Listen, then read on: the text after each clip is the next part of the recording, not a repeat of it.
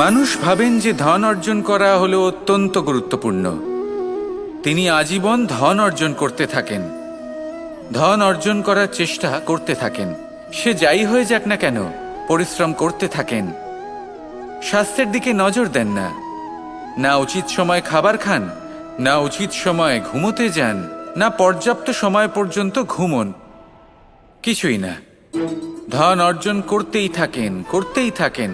আর কিছু সময় পরে যখন তিনি অসংখ্য ধন লাভ করে ফেলেন, তখন তার সাথে ওনার শরীরে অনেক রোগ বাসা বাঁধে।